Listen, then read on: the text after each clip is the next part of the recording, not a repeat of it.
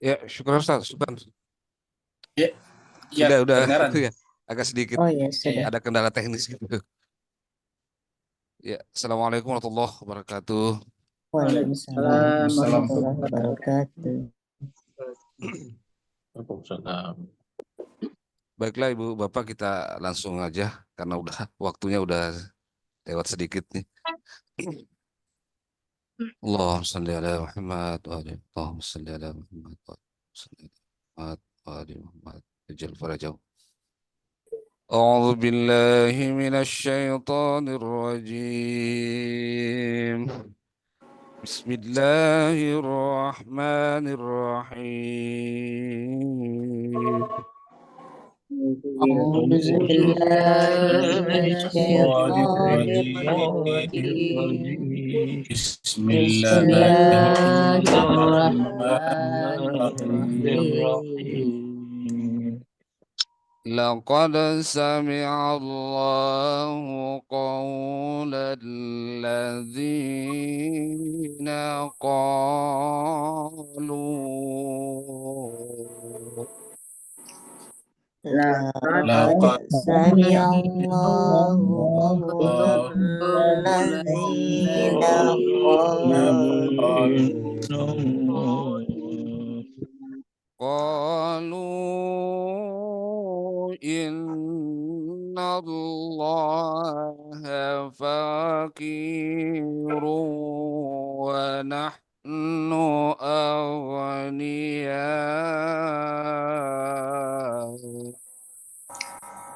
وقد قالوا سمع إن الله الله فقير ونحن أغنياء. سنكتب ما قالوا وقتلهم الأنبياء بغير حق سنكتب ما قالوا قالوا وقتلهم وقتلهم الأنبياء الأنبياء حق. بغير حق ونقول ذوقوا عذاب الحريق ونقول ذوقوا عذاب عذاب الحريق. الحريق. ذلك بما قدمت أيديكم ذلك بما بما قدمت قدمت أيديكم أيديكم وأن الله ليس بظلام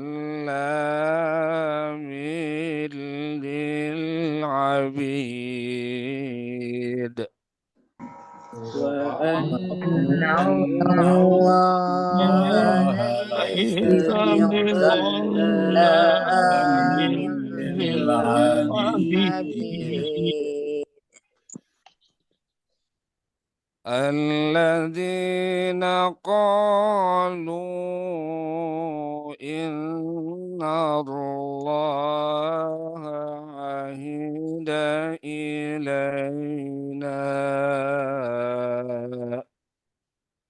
الذين الذين قالوا قالوا إن إن الله عهد الله إلينا إلينا ألا نؤمن لرسول حتى يأتينا بقربان تأكله النار آمنوا بالله بالرسول ورسوله حتى يأتينا بقربان بقربان تأكله النار. النار. قل قد جاءكم رسل من قبلي بالبينات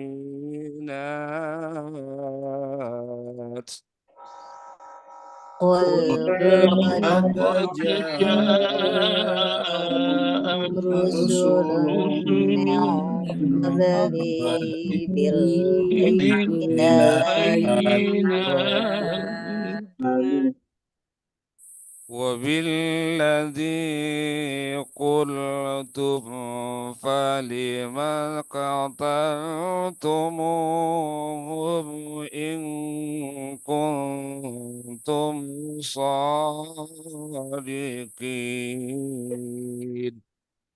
وبالذي وبالذي قلتم قلتم فلم قتلتموهم إن كنتم صادقين صادقين. فإن كذبوا فقد كذب رسل من قبلك فإن فإن كذبوا كذبوا فقد فقد كذب رسل من قبلك قبلكم بالبينات من قبلك جاءوا بالبينات والزبر والكتاب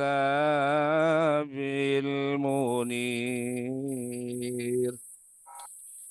من من قبلك قبلك جاءوا بالبينات بالبينات والزبر والكتاب والكتاب المنير. المنير كل نفس ذائقة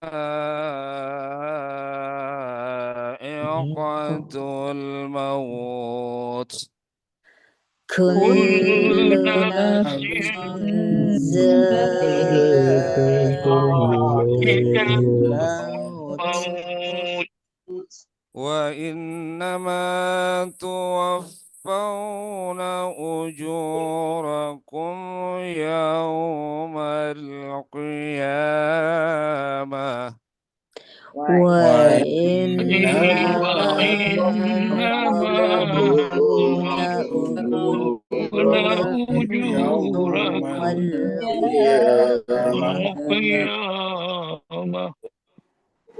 فمن زحزح عن النار وأدخل الجنة فقد فاز فمن زحزح عن عن النار النار وأدخل وأدخل الجنة الجنة فقد فقد فاز فاز. وما الحياة الدنيا إلا متاع الغرور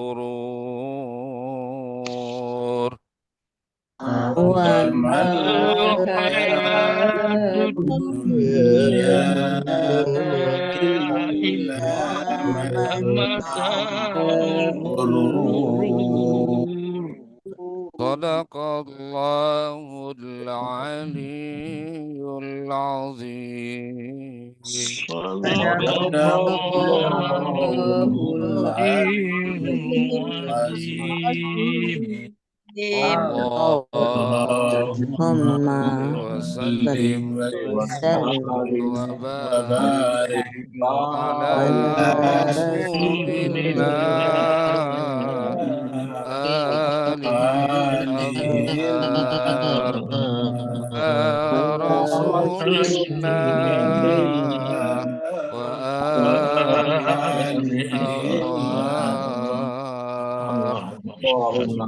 Allahumma salli ala Muhammad wa اللهم ali صل على محمد Muhammad. وآل Allahumma اللهم salli صل ala على Muhammad محمد وآل محمد wa وعجل sallam. فرجه.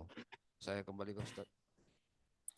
Terima kasih banyak kita aturkan kepada Ustazina Ustaz Wahidin Wahid yang telah memandu kita, membacakan kepada kita ayat-ayat Allah SWT. Pembacaan beliau sama dengan Allah SWT membacakan langsung kepada kita semuanya. Semoga Allah SWT menjadikan bacaan beliau sebagai wasilah baginya untuk Allah SWT nanti kumpulkan di akhirat bersama dengan para nabi dan rasul yang lain. Begitu juga Bapak Ibu semuanya, semoga dengan keikutsertaan membaca ayat suci Al-Quran, Allah memperkenankan nanti kita di akhirat untuk bersua dengan Rasulullah dan keluarganya suci di telaga tempat di mana beliau menunggu umatnya, yaitu telaga Haud. Kita teruskan surat Ali Imran kita, surat yang ketiga. Ali Imran artinya keluarga Imran. Surat ini turun di Madinah, maka disebutlah dengan surat Madaniyah. Jumlah ayatnya 200 ayat. Tadi kita sudah baca sampai 185, berarti tinggal 15 ayat lagi. 15 ayat berarti sekitar 3 kali pertemuan lagi, yaitu hari Senin, Selasa, Rabu, Senin, Rabu, dan Jumat depan. Jadi Senin, Selasa, Senin, Rabu, Jumat depan selesai, insya Allah. Dan kita lanjutkan dengan surat Al-Maidah, berarti surat An-Nisa, dan berarti surat An-Nisa kita ketemu dengan Ramadan.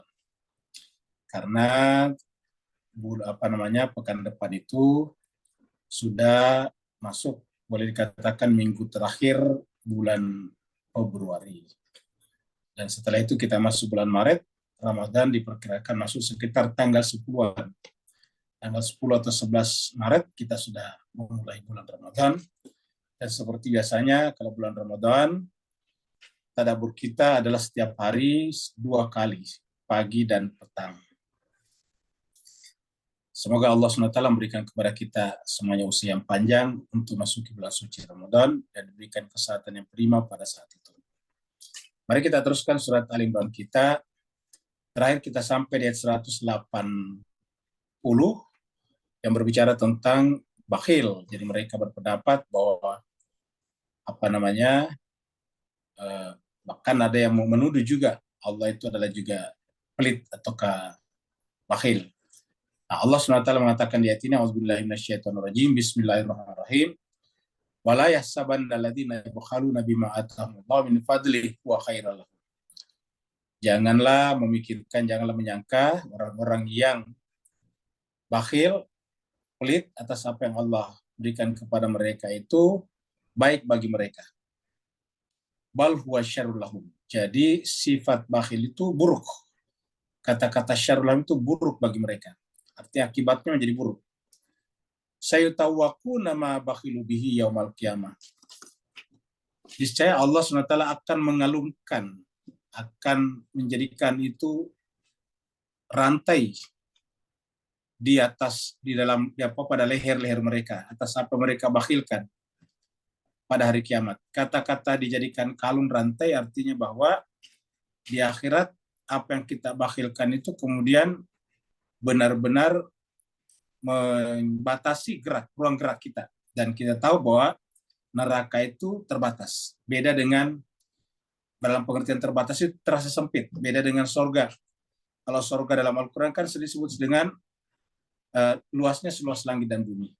Jadi dalam Al-Quran selalu dikatakan sorga itu jannatun, jannah itu adalah seluas arduha samawati wal ardh. Luasnya seluas langit dan bumi. Arduha ka'ardis samawati wal ardh. Luasnya seperti luasnya langit dan bumi. Kalau neraka tidak pernah disebutkan seperti itu. Karena artinya apa? Neraka itu walaupun tidak ada batas-batas ruangnya juga, tetapi tidak bisa kemana-mana. Oleh sebab itulah kita anggap terbatas dalam pengertian tidak bebas. Nah, dengan demikian harta benda harusnya membebaskan kita. Ketika kita pelit, berarti harta justru memenjarakan kita, dan akhirnya di akhirat dikatakan sayutawwaku nama bakhilu bihi yaumal qiyamah walillahi mirathus samawati wal ardh. Sementara pemilik segala-galanya adalah Allah. Apa yang kita miliki semuanya adalah kembali kepada Allah. Miras itu artinya mewarisi. Wallahu bima ta'maluna khabir, dan Allah SWT terhadap apa yang kalian kerjakan itu Maha mengetahui. Jadi wallahu bima ta'maluna khabir, dan Allah SWT terhadap apa yang kalian kerjakan itu adalah Maha memberitahukan. Sekarang kita masuk pada ayat baru yang kita baca tadi.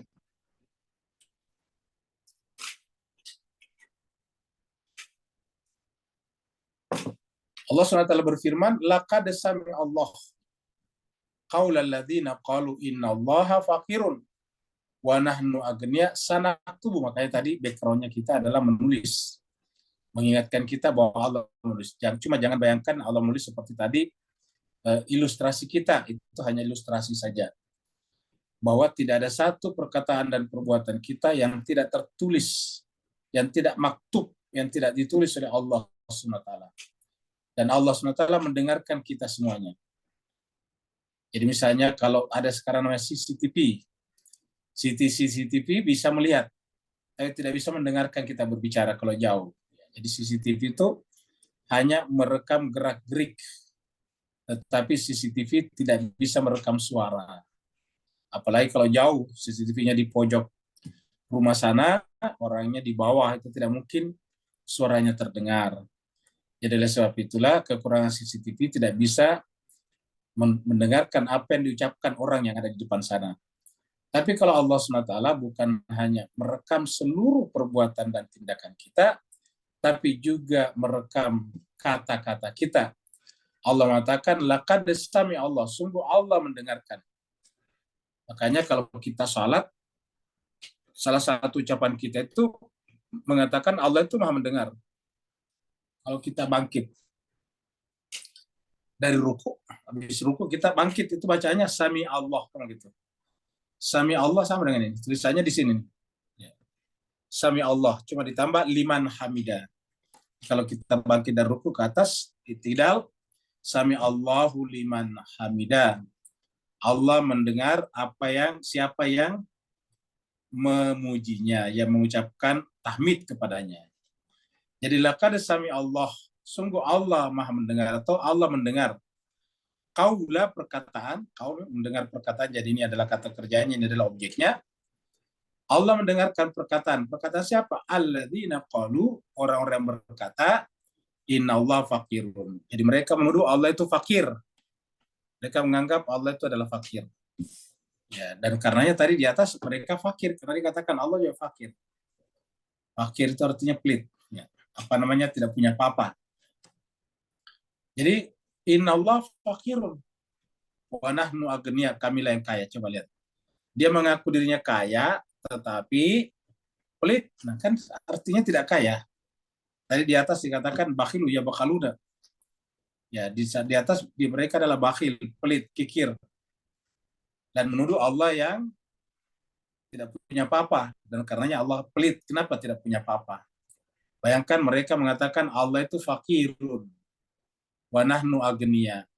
Konsep agama justru terbalik, ya. Konsep agama itu kita lah yang fuqara dan Allah itu adalah gani, kan begitu, terbalik. Jadi antumul fuqara, kalian adalah fakir, Allah itu adalah al-ghani. Ya, antumul fuqara ilallah. Kalian itu kepada Allah pasti fakir. Ini terbalik, justru Allah yang fakir. Bayangkan Bapak Ibu Jemaah sekalian. Jadi artinya konsep mereka di kepala mereka terjungkir balik, terbolak-balik. Ya, harusnya kita yang fakir, justru Allah dituduh fakir. Kita Allah lah yang kaya, justru Allah yang mereka tuduh sebagai fakir. Terbolak-balik. Dan memang cuma itu manusia. Karena cuma dua kemungkinan. Matriksnya cuma dua, hak dan batil, salah benar. Jadi kalau yang salah dia katakan benar, berarti yang benar dikatakan salah. Kalau Allah itu aslinya adalah Ghani, tapi mereka menyebut Allah itu fakir, berarti dirinya adalah Ghani. Kayak begitu. Karena aslinya yang benarnya adalah Allah itu adalah gani dan kita adalah fakir. Tetapi terbalik, yang fakir Allah, otomatis manusianya yang gani. Jadi cuma dua, matriksnya cuma dua, benar salah, hak dan batil. Jadi begitu kita salah menempatkan yang benar, maka pasti juga salah menempatkan yang salah. Karena kalau yang benar kita katakan salah, otomatis yang salah kita jadikan benar. Kenapa? Cuma dua kemungkinan. Cuma dua kemungkinan. Sama misalnya kalau kita pakai sendal. Begitu sendal kita terbalik, ya kemungkinannya cuma satu, yaitu kaki kanan menggunakan sendal kiri dan kaki kiri menggunakan sendal kanan. Cuma begitu. Kenapa? Karena namanya sendal cuma sepasang, cuma dua, kiri dan kanan. Begitu kiri salah pasang, berarti pasti kanan salah pasang juga. Begitu. Ya, jadi kalau kiri salah pasang, pasti kanan salah pasang juga. Begitulah juga. Begitu yang benar kita katakan salah, pasti yang salah kita katakan benar. Maka di sini kita sering mengungkapkan doa kita yang mengatakan Allahumma arinal haqqa haqqa warzuqna ittiba. Ya Allah, perlihatkanlah kepada kami kebenaran itu kebenaran dan berikan kekuatan kepada kami untuk ittiba, untuk mengikutinya. Dan perlihatkanlah kepada kami yang batil itu batil. Arinal batila batila. Perlihatkanlah kepada kami yang batil itu sebagai batil dan berikan kekuatan kepada kami untuk meninggalkannya selamanya. Nah, seperti itu. Ini terbolak-balik ini. Allah disebut fakir dan dirinya kami yang agnia. Wa nahnu agnia, kata mereka. Apa kata Allah? Sanaktubu ma qalu. Jadi kita tidak bisa menganggap enteng cara berpikir yang keliru, salah. Ini kan namanya salah. Ya. Dalam surat Al-Baqarah itu ada doa supaya kita jangan dihukum atas kesalahan kita. Artinya apa? Yang namanya salah mengundang azab, mengundang hukuman. Maka kita berdoa di akhir surat Al-Baqarah, Rabbana la tu'akhidna inasina au akhtana. Ya Allah, janganlah Engkau menghukum kami atau mengazab kami karena kami lupa atau kami salah. Apa artinya salah? Ya seperti ini. Yang fakir dikatakan gani, yang gani dikatakan fakir. Aslinya Allah adalah gani, mereka sebutnya fakir. Manusia aslinya fakir, disebutnya dengan gani, agnia, gani. Ini terbolak-balik. Apa kata Allah? Sanaktubu ma qalu. Kami catat apa yang mereka katakan. Sanaktubu ma qalu. Apa yang mereka katakan itu tidak luput dari rekaman Tuhan. Wa qatlahumul anbiya bighairi haqqin. Dan mereka juga membunuh nabi-nabinya. Jadi artinya karena mereka salah, akhirnya nabi-nabi mereka bunuh. Kenapa? Karena bagi mereka, ya nabi tidak punya kelebihan apa-apa. Kami yang kaya, Tuhan yang fakir. Nah kalau Tuhan itu fakir, lah terus kemudian nabi itu siapa? Tentu nabi adalah wakilnya yang maha fakir, kira-kira gitulah. Nah ketika nabi adalah wakilnya yang maha fakir, bagi mereka, ya nabinya fakir juga. Karena fakir itu apa? Tidak ada yang bisa membelanya. Maka mereka membunuhnya ini. Waqat lahumul anbiya'a bighairi haqqin. Jadi ayat ini menjelaskan kepada kita, ini Bapak Ibu harus baca baik-baik ayat ini, menjelaskan kepada kita bahwa jangankan kita, nabi-nabi saja dibunuh. Artinya apa? Percumalah kita belajar ilmu-ilmu kanuragan, ilmu-ilmu kebal terhadap besi, kebal terhadap pacokan. Buktinya nabi-nabi pun dibunuh. Adakah yang lebih hebat daripada nabi di antara kita sama manusia? Nabi itu bukan saja tidak punya salah dan dosa, tapi juga sekaligus sudah dipilih oleh Allah. Tapi terbunuh juga. Jadi kalau kita berpikir, kan terkadang dia mengajarkan kita doa-doa, rajin baca doa ini, kamu pasti tidak akan terluka. Kamu tidak akan mati terbunuh. Lah, gimana ceritanya? Nabi-nabi aja terbunuh, dan terbukti bahkan manusia suci seperti Imam Hussein aja dibantai, dibunuh di Karbala. Coba kita. Jadi ini semuanya ajaran yang menyesatkan namanya. Lagi ini menyesatkan dan nanti akan menjadi celah bagi masuknya orang-orang yang tidak bertanggung jawab melakukan penipuan-penipuan atas nama agama. Kenapa ya? Dia jual mantra misalnya. Ini baca mantra saya atau hadis ini ayat ini nanti kamu tidak akan kena ini, seperti itulah. Nah, Allah katakan ini nabi saja mereka bunuh. Wa qatlahumul anbiya, mereka membunuh nabi-nabi bighairi haqqin, tanpa alasan yang benar. Kenapa? Karena mereka pasti melihat batil. Karena terbolak-balik tadi fakir dan ganinya, terbolak-balik juga hak dan batilnya. Kenapa mereka membunuh Nabi? Karena dalam pandangan mereka Nabi itu adalah batil dan mereka yang membunuhnya adalah hak. Begitu. Jadi mereka di sini yang membunuhnya, kalau mereka berkata, berarti mereka yang membunuhnya mengatakan dirinya hak dan karenanya Nabi itu adalah batil. Itu terbolak-balik. Jadi sekali terbolak, yang lain terbolak-balik. Wa naqulu, dan kami berkata, kami Tuhan bersama dengan malaikat-malaikatnya nabinya, zuku adzabal harik. Nanti di akhirat dikatakan, zuku rasakanlah adzabal harik, azab yang sangat panas. Al-harik itu adalah membakar. Jadi rasakanlah azab yang sangat panas, yang membakar. Zuku adzabal harik. Rasakanlah azab yang sangat panas itu. Nah, ayat-ayat seperti ini kita temukan di Al-Quran juga, di ayat lain. Misalnya di sini surat Al-Baqarah. Ini Al-Baqarah Allah mengatakan, surat Al-Baqarah 267. Ya ayyuhalladzina amanu, wahai orang-orang beriman, anfiqu, infakkanlah, min thayyibat, harta benda kalian yang suci, maka sabetum, min thayyibati, maka sabetum, apa-apa yang kalian usahakan, maksudnya hasil usaha kita. Jadi hasil usaha kita itu dikeluarkan sebagian, diinfakkan. Karena kalau tidak, ya tidak terjadi namanya distribusi sosial. Wa mimma, terutama pada saat itu ya Nabi dan sahabatnya, ya bagaimana cara membiayai peperangan dan sebagainya. Wa mimma akhrajna lakum, dan dari apa-apa yang kami keluarkan. Jadi kata-kata maka sabetum ini adalah usaha, disebut dengan zakat harta. Kalau di sini adalah zakat tumbuh-tumbuhan ini. Wa mimma akhrajna lakum minal ardi, dan dari apa-apa yang kami keluarkan untuk kalian di muka bumi. Jadi kita sebut ini dengan zakat harta. Ini adalah zakat, ini mal, ini adalah zakat pertanian. Ya. Wala tayammamul habisa minhu tunfiquna walastum wala tayammam, jangan kamu memilih-milih.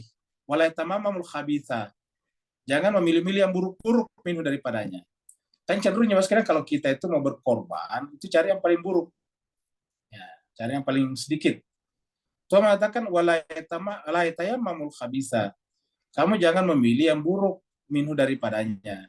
Misalnya pertanian tadi, misalnya buah-buahan yang buruk dipilih-pilih untuk dijadikan sebagai zakat buah-buahan. Yang baik-baik diambil, itu tidak boleh. Wala tayammam, jangan memilih, ya, jangan mensortir al-khabisa, yang buruk-buruk saja dikeluarkan minhu. Tunfiquna, kalian nafkahkan. Walastum biakhidhi, sementara kamu sendiri tidak menginginkannya. Ayat ini menjelaskan kepada kita bagaimana kita menginfakkan sesuatu kepada orang lain, apalagi kalau itu kepada agama, sementara kita sendiri yang tidak menginginkannya. Coba. Kalau kita menginfakkan apa yang sudah tidak kita butuhkan, kan berarti agama hanya kita jadikan sebagai tempat pembuangan saja. Bukan sebagai tumpuan, bukan sebagai utama. Agama bukan bukan jalan utama kita. Agama hanyalah jalan sampingan saja. Walastum biakhidhihi, kamu sendiri tidak mengambilnya. Illa, kecuali anto qabidufihi, kecuali kamu melihatnya dengan mata sebelah saja. Artinya kalau untuk mengambilnya ya diambil ala kadarnya sebagai melihat tidak mata sebelah, tidak diperhatikan. Apa kata Allah? Wa'lamu annallaha ghaniyun hamid. Nah, karena di sini ada kata-kata ghaniyun hamid, berarti ini tandanya orang fakir, orang kikir di atas. Jadi orang kikir itu kalau terpaksa dia bayar zakat, infak, sedekahnya, ya dia cari yang paling buruk, yang paling tidak bernilai. Seperti itu. Seperti ini. Nah, sedangkan kalau kita berpikir adalah kita ini fakir, Allah adalah kaya, berarti apa? Semua yang kita dapatkan itu kan milik Allah hakikatnya. Karena milik Allah, ya kita harus gunakan untuk agama Allah atau di jalan agama Allah. Karena alangkah celakanya kita ini kalau Allah tidak mengutus kepada kita Nabi dan Rasul mengajarkan agama kepada kita. Jadi katakan, wa'lamu, ketahuilah, anallahu ghaniyun hamid. Kalau tadi kan mereka mengatakan, nahnu agniya, kamilah yang kaya. Ya Allah itu fakir, innallaha fakirun, wa nahnu agniya, kan begitu tadi kata-kata mereka. Allah itu adalah fakir, nahnu agniya, kami kaya. Ya. Agniya karena bentuk jamak, nahnu agniya berjamak. Gani, Allah itu adalah Gani. Dia bukan hanya Gani, tapi juga Hamid. Jadi Allah itu bukan hanya Gani, tapi Hamid. Ya, dari Hamid ini muncul kata Ahmad dan Muhammad. Nah, Gani ini kita artikan dengan maha sempurna saja. Ya, kenapa? Karena kaya bagi kita itu kan adalah seperti orang yang memiliki benda-benda. Sedangkan benda-benda itu di mata Allah sebetulnya tidak ada. Ya kan begitu. Itu hanya merupakan bayangan dari Tuhan. Bayangan itu kan kita tidak miliki sebetulnya. Bayangan itu tidak ikut sama kita. Maksudnya bayangan itu tidak memberati kita, tidak bisa diangkat, tidak bisa dipegang. Jadi bagi kita bayangan itu bukan kekayaan. Jadi bayangan kita itu bukan kekayaan. Nggak ada yang bisa menjual bayangannya. Bayangan tidak laku dijual. Nah, semua ini ciptaan Allah itu ibarat bayangan saja. Dan karenanya ya tidak ada hubungannya dengan Allah, tidak menjadi beban bagi Allah SWT. Maka oleh sebab itulah Allah itu adalah ganiyun, kita ini fakir, kita ini adalah bayangan Tuhan, tidak punya apa-apa. Hamid, dan karenanya semua hal hanya berhak memuji Dia, karena dari Dialah semuanya kita ini menjadi ada. Kalau Dia tidak mau mengadakan kita, kita pun tidak ada. Kalau Dia tidak meniupkan hidupnya kepada kita, kita pun tidak hidup. Kalau Tuhan tidak meniupkan kepintarannya, kecerdasannya, ilmunya kepada kita, kita pun tidak berilmu. Kita tidak punya apa-apa. Ya. Kalau Allah tidak memberikan energinya kepada kita, kekuatannya, kita tidak punya kekuatan. Jadi semuanya ini dari Allah, dan karenanya kita ini fakir. Tapi terbalik tadi, justru kata mereka, Allah itu fakir, dan kami manusia, mereka maksudnya adalah agnia. Jadi ini ayatnya. Kita teruskan lagi ayat 182. Nanti akan terjadilah azab seperti ini. Azab membakar ya. Zalikan demikian itu bima qaddamat aidikum. Jadi kalau kita ditimpa azab, kan tadi sebelumnya kan disebutkan akan kena azab ya. Allah mengatakan zalika, yang demikian itu, artinya kalau kita kena azab, azabnya itu bukan dari Allah ini. Allah tidak pernah menzalimi hambanya. Kalau kita kena azab, jadi kata-kata zalika di sini ini kembali kepada azab tadi ya, kembali kepada azab. Yang demikian itu bima qaddamat aidikum, karena amal perbuatan kalian sendiri. Bima qaddamat aidikum, itu karena akibat perbuatan tangan kalian sendiri. Wa anallah, sungguhnya Allah laisa bizallamin lil abid. Allah tidak pernah menzalimi hambanya ini. Laisa, Allah tidak pernah ya, menzalimi hambanya. Jadi apapun yang terjadi pada kita yang kelihatannya buruk atau tidak menguntungkan, itu dari diri kita. Dan ini sudah beberapa kali kan sebelumnya jadi katakan begitu. Ya, itu adalah min anfusikum, dari diri kalian sendiri, kamu sendiri. Di ayat-ayat sebelumnya. Kalau di sini bukan min anfusikum, tapi bima qaddamat aidikum. Akibat perbuatan tangan kalian sendiri. Jadi kata-kata qaddamat kita artikan perbuatan, karena qaddamat artinya yang dilakukan, didahulukan oleh tangan kita. Itu adalah karena kita sendiri yang mengerjakannya, melakukannya, kita punya inisiatif. Ya, Allah tidak pernah menzalimi kita. Jadi dengan demikian, kita manusia ini kalau ada di antara kita yang bermasalah, ya sebetulnya mayoritas karena kita ini memang ya usahanya kurang. Karena saya mengatakan itu adalah karena perbuatan tangan kalian sendiri. Kita tidak bisa memperbaiki keadaan kita kalau bukan kita memperbaiki keadaan kita. Kita sudah sampaikan surat Ar-Ra'd ayat 11, innallaha la yughayyiru ma biqaumin hatta yughayyiru ma bi anfusihim. Jadi rakyat Palestina sekarang tidak akan pernah bebas kalau bukan umat Islam sudah bebaskannya. Ya. Kalau kita pikir kenapa sudah 4 bulan dibiarkan Tuhan, mana pertolongan Tuhan? Ya Tuhan sudah bilang kalau kita sendiri tidak berusaha ya tidak bisa. Dan sekaligus ini Tuhan biarkan itu supaya kelihatan mana yang mukmin dan mana yang nifak, kan seperti itu pembahasan sebelumnya. Ya, untuk membedakan alladzina amanu dan alladzina nafaku, kamu gitu. Siapa yang mukmin, ya siapa yang mukmin, dan siapa alladzina nafaku, yang berbuat nifak. Nah, jadi sudah kelihatan. Kalau tidak begini kan tidak kelihatan. Dengan begini kelihatan sekarang negara-negara muslim mana yang munafik, negara-negara muslim mana yang hanya jadi penonton atas pembantaian rakyat Palestina. Kalau Bapak Ibu ikut Timur Tengah sekarang, total korbannya Gaza itu sudah hampir 29.000 orang, dan yang mengerikan terakhir ini, yang menyedihkan terakhir ini adalah bahwa Israel telah menggempur Rafah. Apa itu Rafah? Rafah itu adalah pusat pengungsian terbesar yang ada di perbatasan Mesir. Jadi kan kemarin banyak Israel mulai menyerang Gaza bagian selatan.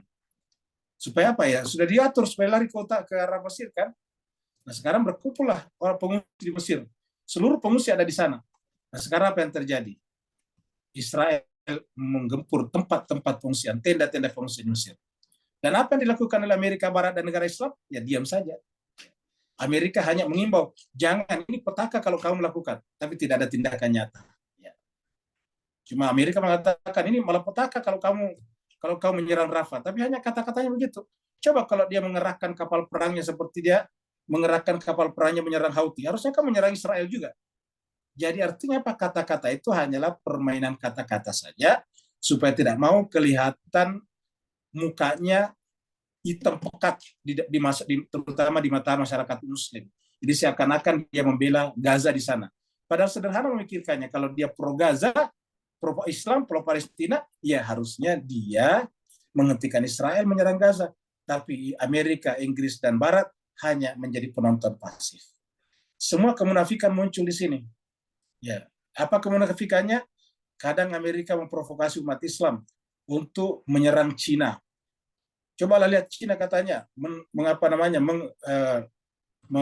menganiaya Muslim di Uighur, Xinjiang. Apakah benar Amerika pro Islam? Enggak, itu hanya caranya dia membuat kita melawan Cina. Dia tidak mau korban. Kalau dia pro Islam, ya sekarang harusnya dia membela orang Palestina. Tapi dia tidak melakukan itu. Kenapa? Ya karena memprovokasi umat Islam, membela Xinjiang atau Uighur itu menggunakan kita untuk melawan Cina. Kenapa? Dia tidak berani. Ya, seperti itu. Sama dulu ketika melawan Uni Soviet, umat Islam ditarik ke Afghanistan, disebut dengan mujahidin, untuk menjatuhkan Bashar Assad yang menolak dibangunnya pipa minyak dari Teluk sampai ke Eropa, yang terpaksa harus bergantung kepada Rusia.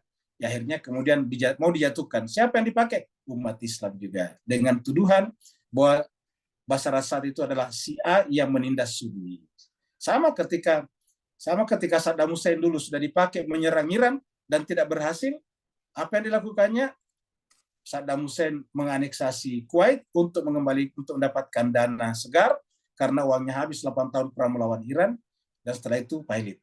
Apa yang terjadi kemudian? Amerika menyerang Saddam Hussein dengan apa? Tuduhan membangun senjata pemusnah massal. Tapi sampai Saddam Hussein diadili dan digantung, senjata pemusnah massal itu tidak ada. Kenapa? Semuanya kebohongan saja. Kenapa? Bagi Amerika tidak butuh kebenaran. Yang dibutuhkan apa? Agenda negara dan pribadi negaranya harus jalan. Persoalan nanti di belakang hari dusta atau tidak, dia sudah kebal terhadap kedustaan. Mukanya sudah tidak ada lagi. Itulah Amerika dan itulah negara Barat. Kalau tidak begitu, dia tidak menghisap darah negara-negara miskin dan negara timur selama 500 tahun penjajahan. Dan itu yang terjadi sekarang di Palestina lagi. Ini Pak sekalian, kita agak marah sedikit. Kalau Bapak ikuti luar biasa. Bayangkan Rafah yang merupakan tempat pengungsian itu cuma tenda-tenda, ditembak, disikat oleh Israel, luar biasa. Ini kan benar-benar sudah tidak ada hati nuraninya. Mereka sudah mengungsi di sana, ya, dan kemudian kemana mereka lari? Yang nggak bisa, karena Mesir juga sudah menutup perbatasannya dengan tembok yang tinggi, dengan kawat-kawat berduri. Alasannya Mesir apa? Ya, kalau dia masuk ke Mesir, berarti Gaza kosong, dan itu yang diinginkan oleh Israel. Tapi kalau mereka tidak keluar dari Rafah, apa yang terjadi? Mereka jadi pembunuh, karena Mesir juga tidak masukkan tentaranya di sana. Boleh saja kita terima alasannya Mesir, asalkan dia mengirim tentara masuk ke sana membantu Hamas, nah itu cocok. Tapi hanya ditutup perbatasan dengan tembok yang tinggi, dengan dengan kawat-kawat berduri. Artinya apa? Sama dengan mengurung orang kerjasama dengan Israel, baru membunuh secara massal orang Palestina di sana. Luar biasa. Dan siapa itu? Mesir, orang Islam. Coba. Di sana apa? Di sana ada universitas terbesar, namanya Al-Azhar, yang ustadznya, yang doktornya dihormati di seluruh penjuru dunia. Allah membiarkan ini supaya ketahuan siapa yang mukmin dan siapa yang munafik. Allah mengatakan, Allah tidak pernah menganiaya hambanya. Zalika bima qaddamat aydikum. Itu adalah karena perbuatan tangan kalian sendiri. Tuhan mengatakan ini. Jadi harus umat Islam lah, kita mengecam Amerika, kita mengecam Israel karena memang dia setan. Tetapi kita tidak bisa kalah dari setan kalau kita bisa menolong diri kita sendiri. Jadi di dalam Al-Quran tidak ada satu ayat pun juga di mana kita menyuruh menyalahkan setan. Yang ada adalah menyalahkan diri kita sendiri. Dan Tuhan mengatakan di sini, dzalika bima qaddamat aydikum. Yang demikian itu karena perbuatan tangan kalian sendiri. Wa annallaha laisa bizallamin lil abid. Allah tidak pernah menganiaya hambanya. Ya. Coba kita lihat surat Fussilat. Allah mengatakan, man amila salihan wali nafsi. Siapa melakukan perbuatan baik, saleh, memperbaiki keadaan untuk dirinya sendiri. Sebaliknya, wa man asa'a fa alaiha. Saya melakukan perbuatan buruk untuk dirinya juga. Jadi artinya apa yang menimpa kita ini jangan-jangan juga bagian daripada kejahatan kita sendiri. Karena kalau kita melakukan perbuatan saleh harusnya kembali kepada diri kita sendiri juga. Ya, kita sendiri juga. Ya, buktinya sesama Muslim susah sekali bersatu. Bahkan orang Syiah dikejar seperti hewan di mana-mana. Ya. Kita lihat jemaah sekalian berbahagia, mereka memperingati Asyuranya saja susah sekali. Ya. Jadi artinya apa jemaah sekalian berbahagia? Allah katakan man amila salihan fali nafsi wa man asa'a falaiha. Wa ma rabbuka bizallamin lil abid. Dan Tuhanmu tidak pernah menzalimi hambanya ini. Wa ma rabbuka, Tuhanmu tidak pernah bizalamin, melakukan kezaliman lil abid, kepada hamba-hambanya. Ini sama tadi ayatnya. Jadi artinya perbuatan itu adalah dari kita sendiri juga. Harus kita introspeksi. Ya. Ini masih bayangan api yang membakar. Ya. Alladzina qalu, sungguhnya orang-orang yang berkata, alladzina, orang-orang yang qalu berkata, innallaha ahida ilaina. Sungguhnya Allah SWT ahida ilaina, telah membuat janji kepada kami. Mereka mengatakan Allah telah membuat janji, ahad, ya, ilaina, kepada kami. Untuk apa? Allah nu'mina, untuk kami tidak beriman. Jadi seakan-akan menuduh Allah. Jadi kami tidak beriman karena Allah telah menjanjikan kami. Kamu tidak boleh beriman, kira-kira gitu. Allah nu'mina, agar kami tidak beriman, li rasulin, kepada rasul, hatta, sampai ya'tiana, sampai datang kepada kami, bi kurbanin ta'kuluhun nar, kurban yang dimakan api. Jadi kalau sudah ada nanti kurban, hewan kurban yang dimakan api, dilalap si jago merah, nah berarti itu tanda bahwa kami sudah harus beriman kepada Rasul. Nah, ini kan artinya apa? Ini kan cara beragama secara klinik namanya, klinikisme, ya. Klinik, percaya kepada hal-hal yang tidak ada hubungannya dengan sebab akibat. Ya, kalau nanti korban itu sudah ada yang dimakan api, nah itu baru kita beriman kepada Rasul. Padahal yang namanya beriman kepada Rasul kan adalah relasi antara kebenaran yang kita percayai, yang ada pada diri kita. Kebenaran itu kan ada pada diri kita. Kebenaran itu ada pada pikiran kita. Nah, kalau kebenaran itu kalau apa yang terjadi di luar sejalan dengan kebenaran yang ada pada diri kita, ya kita terima. Mau ada korban atau tidak korban dimakan api, peduli amat. Kita tidak lihat ke situ. Yang kita lihat adalah kebenarannya. Jadi bukan pada ada tanda-tanda seperti ini. Inilah yang disebut dengan beragama secara klinik. Kita sebut dengan mistik, tapi bukan mistik. Mistik yang sebetulnya bagus, yaitu spiritual, mistikism. Tapi ini adalah klinik-klinik, artinya percaya kepada sesuatu yang tidak ada hubungannya dengan yang lain. Seperti sering di umat Islam. Coba lihat, ada gempa bumi di sana. Masjid selamat, kan begitu. Begitu gereja selamat, mereka diam-diam saja. Dan sebagainya. Sementara di Timur Tengah sekarang masjid-masjid hancur, diserang oleh Israel. Coba. Jadi artinya apa? Ini klinik. Beragama seperti ini ada di tengah-tengah umat Islam, dan ini yang menyebabkan umat Islam tidak bisa menciptakan teknologi yang bisa mengungguli teknologi Amerika, Inggris, dan Israel. Sehingga apa yang terjadi, ya kita melawan dengan klinik-klinik saja. Sementara klinik tidak pernah bisa menjadi kenyataan karena tidak ada. Coba misalnya kalau memang ada jin yang dipelihara, harusnya jin itu dikirim ke Timur Tengah melawan Israel. Atau ada yang bisa pelihara tuyul, harusnya tuyul itu dikirim ke Israel untuk melawan, ke Timur Tengah untuk melawan Israel. Ya, tetapi ini tidak mungkin karena ini hanyalah klinik. Klinik itu artinya apa? Dipercaya tapi tidak ada faktanya. Jadi dipercaya tapi tidak faktual. Inilah. Dan mempercayai terus-menerus seperti ini membuat kita tidak berdaya. Kenapa Cina sekarang cepat sekali maju? Ya karena dia aktif melakukan penelitian. Ya. Sekarang dunia dibanjiri mobil listrik oleh siapa? Cina. Bukan mobil tuyul, bukan juga mobil yang dikendarai oleh jin, tetapi mobil listrik. Listrik itu ada baterainya. Baterainya diambil dari alam, diekstrak dari alam, dari nikel, dari litium dan sebagainya. Itu namanya teknologi jemaah sekalian. Kalau kita tidak ke situ, ya tidak bisa maju. Umat Islam hanya mengandalkan apa? Mengandalkan ya mantra-mantra saja. Ya ladina qalu innallaha ahida ilaina alla nu'mina li rasulin.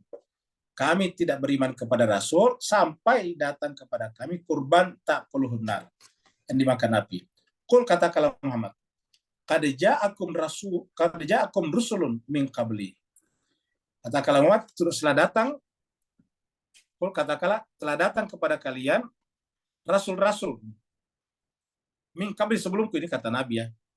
Jadi kulnya di sini kepada Nabi. Katakan Muhammad, qad ja'akum rusulun min qabli. Sungguh telah datang kepada kalian rasul-rasul sebelumku, sebelum Nabi Muhammad. Bil bayinat, dengan membawa keterangan yang jelas. Jadi kita terima Nabi itu karena keterangan yang jelasnya ini. Bil bayinati, argumen yang masuk akal, argumen yang jelas, ya, clear. Tidak ada hubungannya dengan biqurbanin tak puluhunar. Ya, bukan ini, tetapi ini. Bukan kurbanin tak puluhunar, tetapi bil bayinat. Ini sama-sama bi, ini bi juga. Jadi bukan bi kurbanin tak puluhunar, tapi bil bayinati. Jadi bukan seperti ini, tapi seperti ini. Jadi argumentasi jelas, rasional, logis, bisa diterima dengan hati nurani kita. Nah itu cocok dengan bil bayinat. Ya. Kalau kita selalu berbuat seperti ini, ya memang kita tidak mengatakan kurban yang dimakan api, tapi mirip-mirip. Ya. Dengan kepercayaan tertentu. Ya. Nanti Imam Mahdi kalau datang akan membunuh semua Dajjal dan pengikutnya. Ya kapan Imam Mahdi datang kalau kita tidak menyambutnya? Bagaimana cara menyambutnya? Ya memperdalam Al-Quran. Nah sekarang berapa orang memperdalam Al-Quran? Dan memperlama datangnya Imam Mahdi berarti sama dengan membiarkan kezaliman bersih maharajalela. Kenapa? Karena tidak akan mungkin datang kalau kita tidak menggelar karpet merah. Bagaimana cara menggelar karpet merah? Ya mempelajari Al-Quran. Karena kalau kita mempelajari Al-Quran menunjukkan kita merindukan dia. Karena dia adalah syarik Al-Quran. Dia adalah pasangannya Al-Quran. Jadi tidak ada hubungannya dengan yang macam-macam. Qul qad ja'akum rasulun min qabli bil bayinat wa billadzi qultum, dan dengan apa yang qultum kalian katakan, falima qataltumuhum in kuntum shadiqin. Ya, tetapi sayangnya rasul-rasul datang dan membawa kebenaran, membawa argumentasi yang saya jelas. Ya, pertanyaannya ialah, kalau kalian menganggap Nabi itu utusan Tuhan hanya karena belum ada kurban yang dimakan api, tapi percaya kalau Rasul dari Tuhan, lalu kenapa kalian membunuhnya? Kenapa kalian membunuhnya ini? Qataltumu. Billadzi wa billadzi qultum. Qataltumunya nih. Qataltumuhum, kalian membunuhnya. Billadzi qultum falima qataltumuhum. Kalau menginginkan seperti yang kalian katakan, lalu kenapa kalian membunuhnya? Kalau hanya tidak dimakan api saja kurbannya kan nggak masalah, tapi artinya Rasul tetap Rasul. Cuma kalian tidak beriman kepadanya.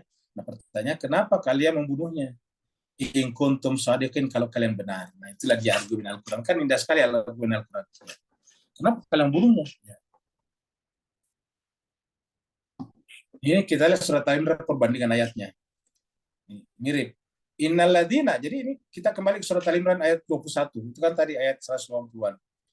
Innalladzina yakfuruna, sungguhnya orang-orang yang yakfuruna, ya, mengingkari, menolak bi ayatil, ayat-ayat Allah.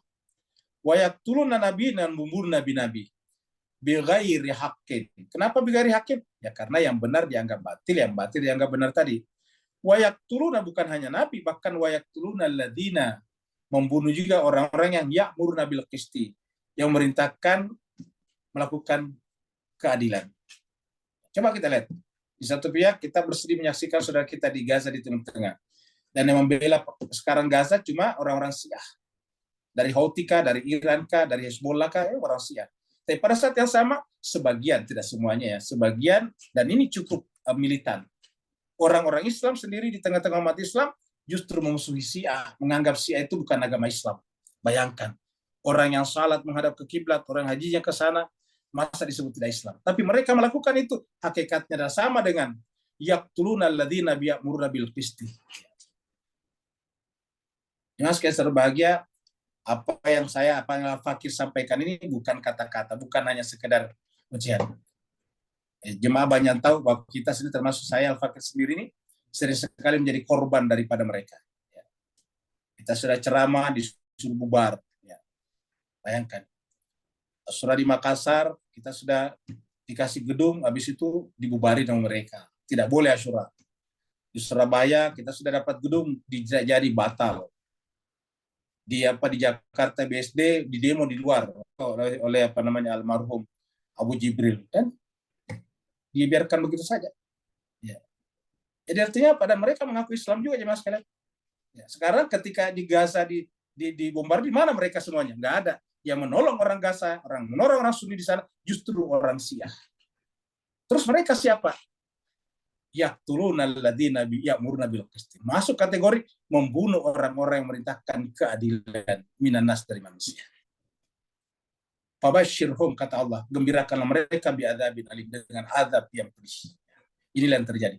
Fabashshirhum bi'adzabin alim, gembirakan mereka dengan azab yang pedih. Ya. Jadi itulah yang terjadi. Ya. Jadi kenapa kalian membunuh nabi-nabi? Ya. Jadi nabi-nabi mereka bunuh, apalagi kalau cuma Ustadz kere kayak kita ini. Ya. Nabi aja mereka bunuh. Ya. Kalau kita pikir kalau orang Syiah memperingati Asyuranya Muharram, apa yang salah? Apa yang kan tidak mengganggu, tidak di jalan juga. Mereka menyewa gedung sendiri, gedungnya tertutup. Masa orang Kristen saja boleh bergereja di gerejanya masing-masing?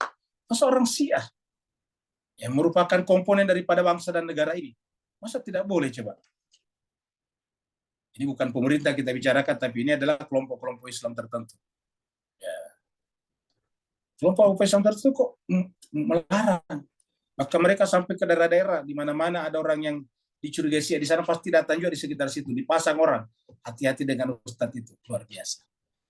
Ya. Allah mengatakan, "Qul qad ja'akum rusulun min qabli bil bayyinat wa bil ladzi qultum falima qataltumuhum in kuntum shadiqin." Dan mereka tidak mau membuka lagi diskusi dengan orang Syiah. Kata mereka, pokoknya kalau dengan Syiah jangan diskusi, tidak ada gunanya. Ya. Terus apa artinya kebenaran kalau tidak diskusikan? Bukankah penghuni neraka itu dikatakan dalam Al-Quran, testimoninya, kami masuk neraka karena di dunia kami tidak mau mendengar. Dalam surat Al-Mulk dikatakan, waqalu, ahli neraka mengatakan, lau kunna nasma'u, seandainya dulu di dunia kami mendengar, au naqilu, atau menggunakan akal kami, makunna fi ashabis sa'ir. Kami tidak mungkin masuk dalam neraka sa'ir. Jadi kesimpulannya cuma satu, mereka itu adalah agen-agen daripada Israel. Langsung atau tidak langsung. Sadar atau tidak sadar. Kenapa? Yang diuntungkan satu-satunya di dalam memerangi Syiah adalah Israel. Karena satu-satunya kelompok Islam yang sangat gigih melawan Israel sekarang mau tidak mau adalah hanya Iran, Houthi, Hezbollah, dan mereka mempertaruhkan nyawa mereka. Sudah berapa orang Houthi yang meninggal? Sudah berapa orang Hezbollah yang meninggal dunia? Mempertaruhkan nyawanya. Bahkan Iran sendiri, jenderalnya Sulaimani dibunuh. Untuk apa? Untuk kemaslahatan umat Islam. Tapi mereka memusuhi orang Syiah di mana-mana, dan itu artinya apa? Hanya dua kemungkinan, mereka tidak sadar, atau memang mereka sadar bahwa mereka adalah bagian daripada agenda Israel di Timur Tengah, agenda Zionisme di seluruh dunia untuk memberikan jalan lapang bagi terbentuknya negara Israel Raya di Timur Tengah.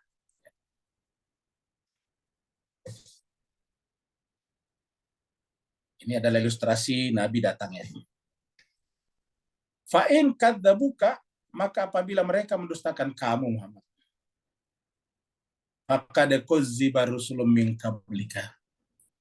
Sungguh rasul-rasul sebelum kamu juga sudah didustakan. Fa'in kadzabuka, maka jika mereka mendustakan kamu, maka kuzziba, maka sungguh rasul-rasul juga didustakan. Jadi Nabi saja didustakan, apalagi kalau cuma orang biasa. Min qablika, sebelum kamu. Jadi memang orang seperti ini adalah orang yang tidak pernah melihat orang lain senang. Adalah apa masalahnya Nabi pada saat di Mekah? Kan mengganggu mereka juga. Nabi itu kalau bikin pengajian bukan di Ka'bah, tapi bikin pengajian di pinggir kota Mekah, di sebuah rumah yang terpencil namanya rumah Arkam.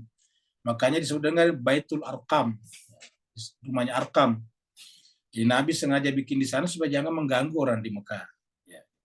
Tapi mereka juga bahkan ingin menyerang Mekah. Ya. Ingin menyerang mereka di Baitul Arkam, rumahnya Arkam. Seperti itulah jemaah sekalian. Jadi dari dulu seperti itu. Fa in kadzabuka faqad kuzziba rusulun min qablika ja'u bil bainat. Padahal nabi-nabi datang itu dengan argumentasi yang jelas ini. Ya. Min qablika, ja'uka, mereka ja'u bil bainat. Mereka datang dengan keterangan yang jelas. Tapi lihat jangan sekalian, caranya Israel itu membuat dirinya diterima dan umat Islam ditolak. Pernah kita sampaikan berdasarkan berdasarkan fakta yang muncul di pengadilan internasional untuk keadilan kemarin di Den Haag. Ya, Israel itu selalu melakukan tadi yang disebut dengan gaslighting ataupun cherry picking. Ya, selalu memilih seperti itu. Yang tidak ada dibesar-besarkan, yang ada disembunyikan sebagian, dipotong-potong. Nah, jadi seperti itulah. Jadi akhirnya apa yang terjadi? Ya, itu, dan itu yang terjadi sebagian saudara-saudara kita mengkafir-kafirkan saudaranya orang Sia. Kenapa Sia ditolak? Al-Qurannya lain. Tapi buktinya dia bahas itu bohong, itu hanya takiyah coba. Jadi tidak akan pernah selesai. Kenapa? Kita membahas Al-Quran dituduh cuma takiyah, bayangkan. Disuruh tunjukkan Al-Quran yang mereka tuduh sebagai Qurannya Sia, tidak bisa juga. Artinya ini model Israel di masa sekarang. Ini adalah model Zionisme yang melakukan gaslighting dan cherry picking. Coba kita tanya mereka, mana Qurannya orang Sia yang kamu anggap beda? Nggak bisa tunjukkan. Tapi begitu kita sampaikan Al-Quran, wah itu takiyah. Lah terus mana Al-Quran yang disembunyikan itu? Jadi ini tetapi selalu dibesar-besarkan. Ingat, Zionisme mengatakan bahwa kedustaan kalau kamu nyanyikan terus-menerus nanti akan menjadi kebenaran. Seperti kasus Holocaust 6 juta itu tidak boleh dibantah. Ya, tidak boleh ada melakukan penelitian tandingan bahwa orang yang dibunuh Hitler tidak 6 juta orang. Ya. Seperti itu. Itulah sebabnya mereka paling tidak senang dulu dengan Presiden Iran Ahmadinejad. Karena Ahmadinejad selalu men-challenge logika palsu yang mereka bangun. Ya. Kalau memang kalian korban Holocaust oleh Jerman, kenapa Palestina yang harus kalian korbankan? Yang tidak tahu menanggung masalah, harusnya kamu korbankan orang Jerman juga. Kan orang Jerman yang membunuh kalian.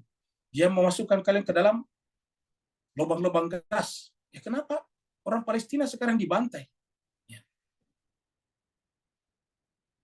Kalau kalian misalnya dikejar-kejar di Jerman, ya minta kompensasi di Jerman, negara bagian Jerman untuk membuat satu komunitas. Kenapa pasti tanahnya Palestina diambil? Seperti itulah selalu logika-logikanya manajemen. Makanya mereka tidak senang. Kenapa? Karena kedustaan-kedustaan konstruksi berpikir mereka selalu dibongkar oleh Ahmadinejad. Dan sayangnya umat Islam sebagiannya kecil yang mengkafir-kafirkan saya juga menggunakan cara yang sama. Mengulang-ulangi Qurannya orang Sia itu adalah beda dengan Quran kita. Macam-macam. Tidak pernah bisa dibuktikan. Kenapa? Karena tidak butuh bukti. Yang penting diungkapkan terus-menerus, akhirnya menjadi suatu kenyataan. Jadi suatu fakta dalam tanda petik. Jadi kebenaran. Itu yang disebut dengan cherry picking. Jadi wazuburi wal kitab al-munir. Jadi setelah datang rasul-rasul dengan membawa al-bayinat, keterangan yang jelas, dan juga zabur, wal kitab, dan kitab-kitab al-munir yang memberikan penerangan. Jadi kitab yang dibawa nabi-nabi itu membuat cerah, membuat terang sesuatu. Munir itu dari kata nur, membuat terang yang tadinya gelap menjadi terang benderang. Sekali lagi ayat di sini surat Sabah. Sahabat ini surat 34 ayat 45. Wa kadzdzabal ladzina min qablihim. Dan dia mendusta, dan orang-orang mendustakan, dan orang-orang sebelum mereka mendustakan. Wa kadzdzabal ladzina min qablihim. Mereka mendustakan. Orang-orang sebelumnya mendustakan. Alladzina min qablihim, mendustakan, orang-orang sebelum mereka mendustakan juga. Wa ma balagu mi'syarah. Jadi ini ada kata-kata 1/10 dalam Al-Quran. Ya, jadi ada 1/20, bukan 1/20, 1/5 ya. Di sini ada 1/10. Apa 1/10 di sini gini? Wa ma balagu mi'syara. Belum sampai kepada, jadi ketika mereka orang Mekah itu menolak Nabi Muhammad, menolaknya padahal mereka belum sempurna Al-Quran turun. Kan aslinya kalau sesuatu belum selesai, belum bisa disanggah. Belum bisa dikatakan salah atau benar misalnya, kalau dia ingin mendiskusikan. Nah, wa ma balagu mi'syara ma atainahum. Belum sampai 10%, atau 1/10 ya, 10%, 1/10 ya. Belum sampai 1/10 ya, dari apa yang kami berikan kepada mereka. Maksudnya belum sampai 1/10 ayat Al-Quran. Belum sampai 1/10 isi Al-Quran yang kami turunkan kepada mereka, maka mereka sudah mendustakan rasul-rasul kami. Coba. Belum 10% sudah mendustakan. Jadi ini kan artinya pokoknya menolak. Harusnya kan kalau kita menolak, ada alasannya menolak. Alasannya misalnya karena keliru, salah, batil. Dan kapankah bisa disebut suatu batil atau keliru sesuatu pernyataan kalau sudah selesai? Nah, di sini dikatakan baru 1/10 yang kami berikan kepada mereka, lalu mereka sudah mendustakannya. Maka daburusuli, mereka mendustakan rasul-rasulku. Maka ifakana nakir. Bagaimana mungkin kemurkaanku tidak tertimpa kepada orang seperti itu? Ya. Mereka menolak sesuatu padahal tidak lengkap.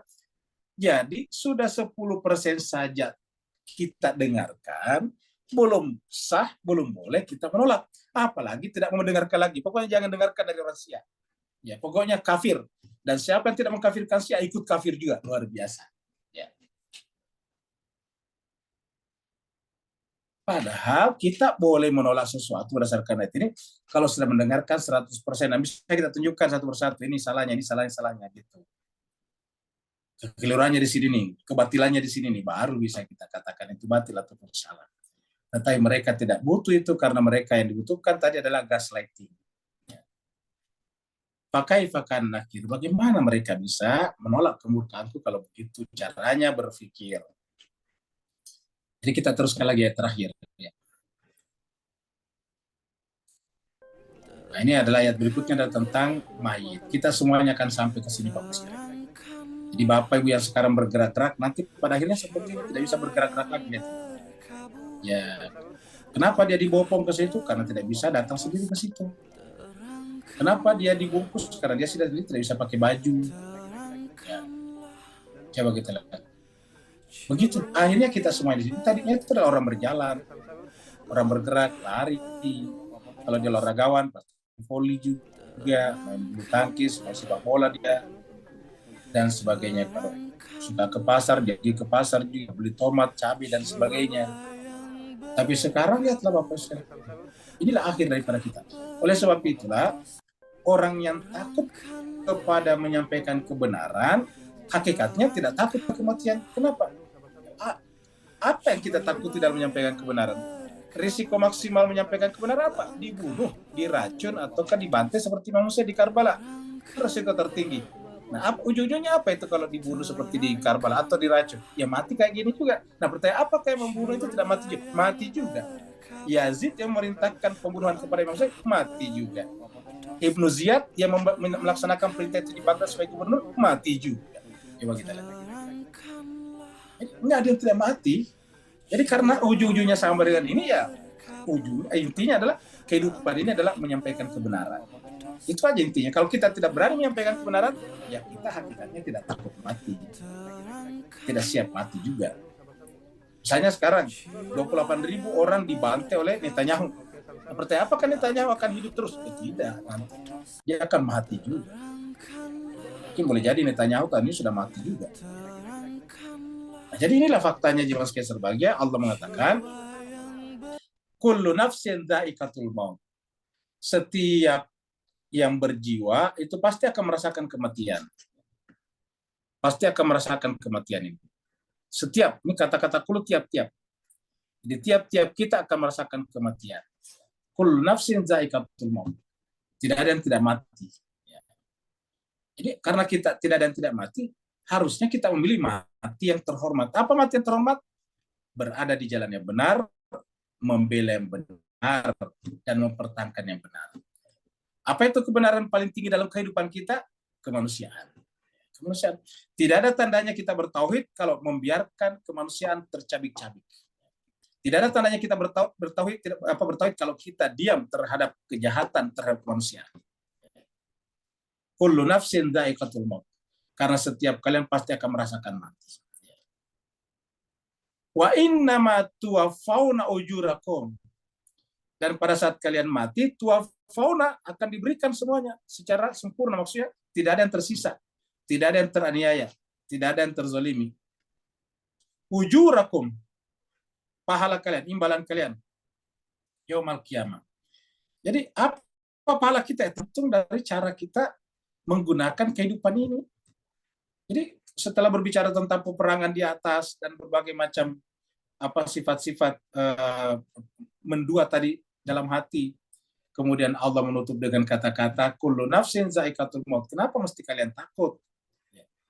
Orang yang lari dari perang Uhud kan mati juga pada akhirnya. Ya. Coba kita lihat. Orang yang lari di perang Uhud kan sudah mati juga. Orang mengkhianati Nabi di mana-mana mati juga. Jadi kullu nafsin dha'iqatul maut. Ya. Bahkan kita lihat Fir'aun yakin tidak mungkin duluan mati daripada Musa. Kenapa? Karena dia adalah raja kuat, sementara Musa adalah rakyat biasa. Ternyata Fir'aun duluan mati daripada Nabi Musa. Nah, itu contoh yang paling konkret. Ya. Namrud dengan Nabi Ibrahim. Bagi Namrud tidak mungkin Nabi Ibrahim masih hidup, dia sudah meninggal. Kenapa? Dia raja. Tidak ada yang bisa bunuh dia. Ada tentaranya mengawal dia. Tapi faktanya Namrud duluan mati daripada Nabi Ibrahim. Ya, begitulah. Kullu nafsin dha'iqatul maut. Setiap nyawa, setiap yang berjiwa pasti akan merasakan kematian. Wa innama tuwaffawna ujurakum yaumal qiyamah. Dan pasti akan diberikan semua imbalan kita di hari kiamat. Faman zuhziha anin nar. Dan yang disebut dengan kemenangan sesungguhnya adalah zuhziha anin nar. Terbebas dari api neraka ini. Siapa yang terbebas, zuhziha, dijauhkan dari api neraka, wa udkhilal jannah, dan dimasukkan ke dalam jannah, surga, faqad faz. Inilah keuntungannya sesungguhnya. Jadi inilah keberuntungannya sesungguhnya. Jadi keberuntungan kita sekarang bukan kalau harga jualnya lebih tinggi dari harga belinya. Itu untung juga, tapi ntar untungnya sebentar hilang lagi, dipakai belanja habis lagi. Keberuntungannya sesungguhnya adalah ketika kita dijauhkan dari neraka dan dimasukkan ke dalam surga. Faman zuhziha 'anil nar wa udkhilal jannah faqad faz. Wa mal hayat. Ini terakhir Bapak sekalian, ingat baik-baik ini. Bapak Ibu catat ini baik-baik ya. Wa mal hayatud dunya illa mata'ul ghurur. Dan tiadalah kehidupan dunia ini kecuali mata'ul ghurur, kecuali hanyalah kesenangan yang menipu saja.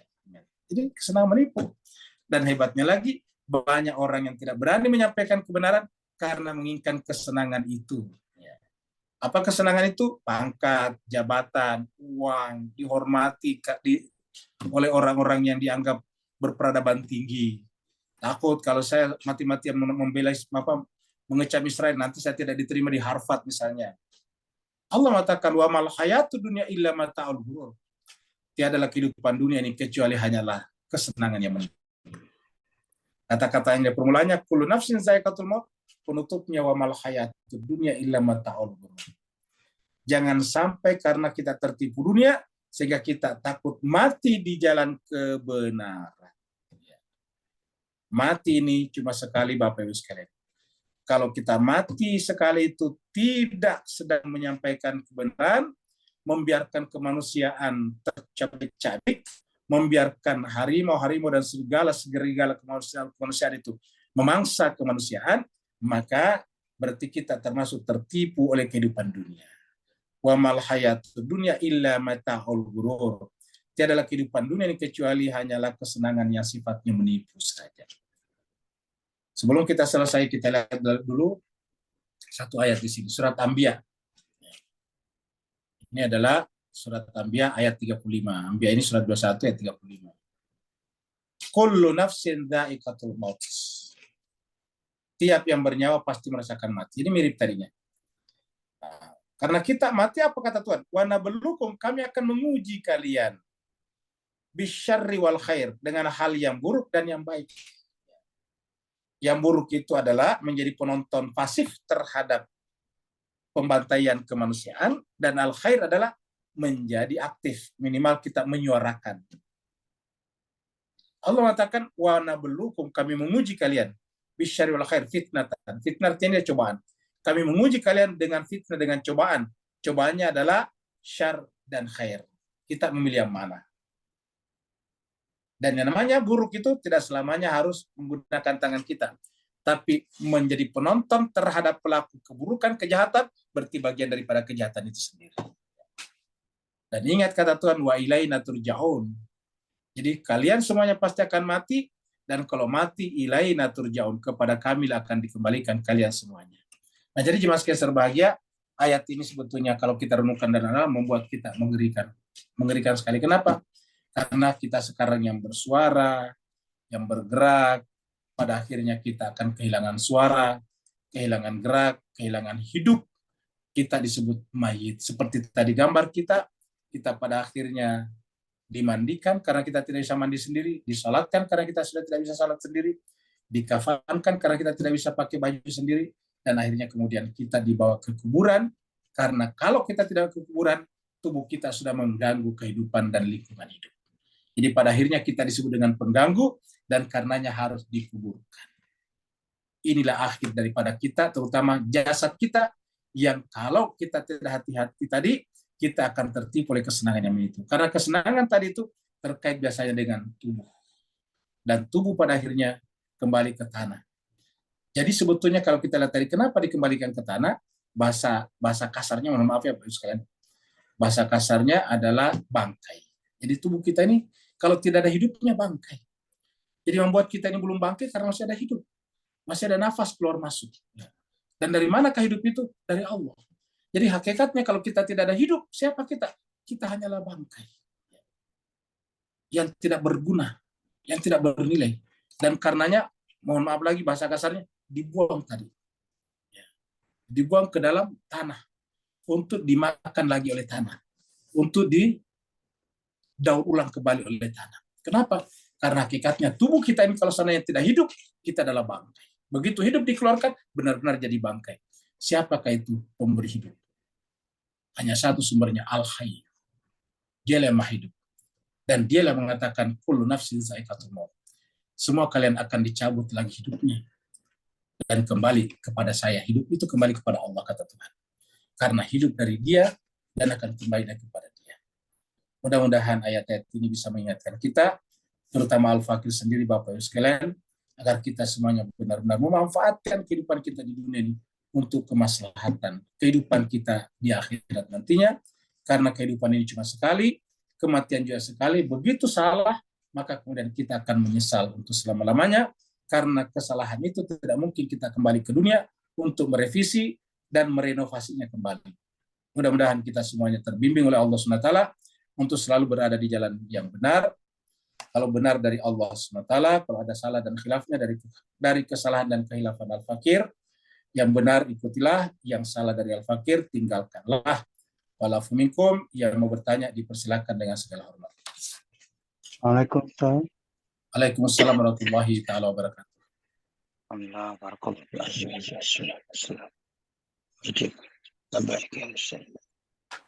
Kembali kepada ayat 185. Wamal haya terdunya ilal mata'un ghurur. Ini kembali kepada syaitan akan menampak-nampakkan indahnya pada kita benda-benda yang duniawi tadi, sehingga realiti fokus kita untuk berterusan berjiwa rabiun tadi akan terlepas pandang. Maka beri pencerahan Ustaz bahawa di sebalik perang secara zahir dalam ayat-ayat tadi yang kita kupakan selama ni, masih ada lagi sedalam-dalamnya perang batin atau nafs yang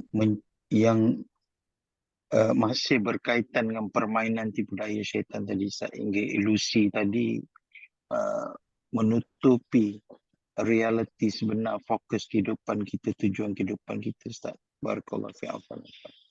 Baik, terima kasih banyak Pak Nur. Jadi Bapak Ibu sekalian, kita benar yang dikatakan tadi. Kita tidak bisa berpihak kepada kebenaran seperti kita tidak bisa menolong saudara-saudara kita di Gaza dengan kata-kata, dengan support semangat, dan tidak akan pernah bisa mengecam Israel, Amerika, dan Inggris yang melakukan kejahatan itu, kalau dalam hati kita juga memang tidak selesai. Jadi benar dikatakan Pak Nur tadi. Jadi sikap kita di luar itu adalah cermin daripada jiwa kita di dalam. Jadi jiwa kita harus dibina dulu. Menjadi apa? Menjadi ribiyun. Di dalam surat Al-Imran juga ada kata-kata rabbani. Kita harus mendidik manusia menjadi manusia rabbani, ribiyun. Ya. Nah, bagaimana caranya mendidik jiwa kita menjadi ribiyun? Tidak ada cara lain kecuali belajar Al-Quran. Karena Al-Quran itulah yang merupakan mata pelajaran, yang merupakan darsun, pelajaran untuk membina jiwa kita menjadi manusia-manusia ribiyun atau kerabbani. Tidak ada cara lain.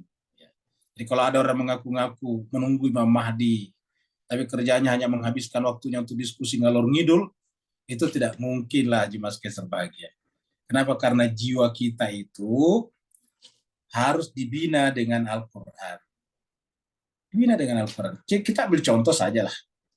Nabi sendiri mengajar Al-Quran pada saat itu. Tapi mereka yang tidak sungguh-sungguh belajar Al-Quran, kelihatan juga begitu Nabi wafat, ya kita lihat. Mereka bahkan berada pada pihak yang memusuhi Nabi dan keluarga Nabi. Tak bisa kita bayangkan bahwa setelah Nabi wafat, baru 50 tahun Nabi wafat, ya karena kasus Sakarba itu tahun 61, 50 tahun Nabi wafat, cucunya sudah dibunuh sedemikian rupa. Coba bayangkan. Bahkan sahabat besarnya, dan sekaligus menantunya, sekaligus sepupunya, ya, sekaligus yang masuk dalam surat 3333 yaitu Ali bin Abi Thalib, dibunuh di masjid di bulan Ramadan. Kenapa kira-kira? Ya tadi tidak ribiyun. Jadi intinya adalah bagaimana membina jiwa kita menjadi ribiyun.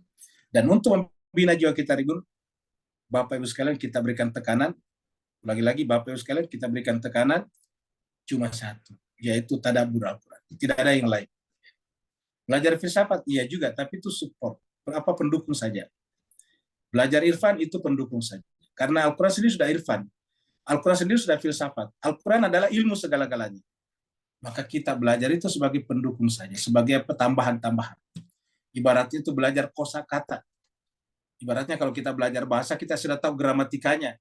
Tapi kita butuh kosakata, kita butuh vocab. Ya. Nah, kita belajar filsafat, kita belajar irfan, kita belajar yang lain-lain, itu ibarat belajar vocab saja. Ya, Al-Quran mengajarkan kepada kita gramatika kehidupan. Aturan-aturan berpikir, aturan kehidupan, masyarakat, adab, dan sebagainya sudah diajarkan dalam Al-Quran. Dengan demikian, belajar yang lain adalah merupakan tambahan saja. Di dalam kaidah bahasa Arab, ada yang disebut dengan tanda asli, dan ada namanya tanda cabang namanya. Nah, maka yang lain-lain itu hanyalah merupakan tanda cabang saja, far'iyah saja. Aslianya adalah Al-Quran. Yang lain adalah far'iyah. Far'iyah itu cabang-cabangnya saja. Nah, ini adalah Al-Quran adalah pokoknya, batangnya, intinya. Yang lain itu adalah cabang-cabangnya. Yang harus siapa? Yang namanya cabang tumbuh dari pokok. Ingat, yang namanya cabang, ranting, dan dahan tumbuh dari mana? Dari pokok. Kalau bukan tumbuh dari pokok, bukan dahan namanya, bukan ranting namanya. Begitulah harusnya semua ilmu-ilmu dalam Islam, selain daripada Al-Quran, adalah merupakan cabang, ranting, dan dahan saja, yang berarti semuanya bertumpu pada pokoknya, pada pohonnya, pada Al-Qurannya sebagai asliyah. Selain daripada Al-Quran, kita sudah dengan far'iyah saja, cabang-cabangnya. Terima kasih banyak, Pak Nur. Berikutnya lagi ada. Assalamualaikum Ustaz. Waalaikumsalam warahmatullahi wabarakatuh. Silakan Pak Saban. Apa Ustaz? Anak ingin bertanya tentang orang-orang Yahudi ini sanggup mengatakan bahwa Allah itu fakir. apakah alasan ataupun ada peristiwa yang menyebabkan mereka mengatakan Allah itu fakir, Ustaz? Allahu a'lam. Syukran, Ustaz. Baik, terima kasih banyak, Madam. Karena di tempat lain, di ayat lain disebutkan, mereka menganggap dia sebagai abna Allah, hamba anak-anak Allah, sebagai ahibba. Dan di tempat lain dikatakan, nahnu abna Allah wa ahibba. Kami adalah anak-anak Tuhan dan kesayangan-kesayangan Tuhan. Karena mereka kesayangan Tuhan, apapun kesalahannya, dianggap tidak akan dihukum oleh Tuhan. Kalau toh dihukum oleh Tuhan, kata mereka, di surat Al-Baqarah pernah kita bahas, itu paling 2-3 hari saja di dalam neraka, kata mereka. Jadi karenanya bukan hanya mereka mengatakan Tuhan itu fakir, Tuhan saja mereka tuduh fakir, bahkan karenanya membunuh selain daripada mereka itu dianggap tidak apa-apa. Itulah sebabnya kita lihat orang-orang Israel di Timur Tengah membunuh orang Palestina, melakukan kejahatan terhadapnya biasa-biasa saja, nggak ada rasa bersalah. Kenapa? Karena ditanamkan pada pikiran mereka berdasarkan Talmud yang sudah ditahrif, bahwasanya membunuh selain Israel itu bukanlah dosa. Selain daripada Israel itu seperti hewan belaka saja. Boleh saja mereka menyanggah pernyataan ini, tapi fakta di lapangan mereka perlakukan selain mereka seperti lebih buruk daripada hewan. Ya. Lihatlah bagaimana mereka memperlakukan orang Gaza sekarang, Pak Sahabat. Jadi karena mereka berkata seperti itu, maka mereka menganggap dia orang terbaik. Jadi oleh sebab itulah, ajaran Al-Quran kita, intinya adalah semakin bertambah pengetahuan kita, semakin fakir kita, semakin jahil kita, semakin kotor kita di hadapan Allah. Sehingga kita tidak boleh menganggap diri kita, saya kan ini, saya kan sedikit, tidak boleh. Kita boleh saja berdarah biru, kita boleh saja bersekolah tinggi, tetapi yang menentukan adalah jiwa kita, jua. Dan jiwa yang menentukan tadi adalah ribiyun ataupun rabbani, dan tanda jiwa rabbani ribiyun adalah merasa fakir di hadapan Allah, antumul fuqara ila Allah, merasa kotor di hadapan Allah Subhanahu wa taala, dan merasa bodoh di hadapan Allah Subhanahu wa taala. Kalau ini kita tidak lakukan, akan lahirlah sifat iblis pada diri kita, selalu berkata kepada orang lain, saya akan lebih baik daripada dia. Begitu kita berkata lebih baik daripada dia, berarti saya boleh membunuh dia karena dia lebih buruk dari saya boleh membunuh dia karena dia adalah lebih bodoh daripada saya boleh membunuh dia karena mereka adalah lebih busuk daripada saya. Seperti itu bahasa. Makanya diabadikanlah kata-kata iblis dalam Al-Quran sebelum diturunkan, sebelum dikutuk oleh Allah, kata-katanya adalah ana khairum minhu, saya akan lebih baik dari dia. Dan inilah yang terjadi pada Bani Israel tadi, mengatakan saya akan lebih baik daripada dia. Saya lebih baik, kami orang Israel lebih baik daripada bangsa Arab. Kami orang Israel lebih baik daripada orang Palestina. Dan karenanya membunuh orang Palestina, mereka tidak pernah merasa bersalah. Kita sudah sampaikan videonya di grup, kalau tidak salah di grup WA kita, bahwa mereka setelah menghalang-halangi, ini orang Israel ini, orang-orang Yahudi Israel, menghalang-halangi bantuan masuk ke Gaza, mereka berdansa-dansa, merasa senang karena berhasil menghalangi bantuan masuk. Coba. Ya, ini adalah karena tidak ada kemanusiaan lagi kecuali Israel. Dan ketika kemanusiaan dibatasi, itu bukan kemanusiaan sebetulnya, tapi itu adalah apartheid namanya, apartheid. Ya, itu adalah, dan itu yang kita sebut dengan Zionism. Saya kira begitu, Mas Saban. Jadi karena mereka diajarkan. Jadi kalau kita baca-baca Talmud mereka seperti itu, tapi Talmud yang sudah mereka tariknya. Silakan. Ya gitu, Ustaz. Kalau gitu kita panggil dia iblis saja sudah, Ustaz. Ya, sebetulnya begitu, Pak Saban. Makanya dalam Al-Quran itu kalau ada orang yang sejalan dengan iblis, itu dengan setan.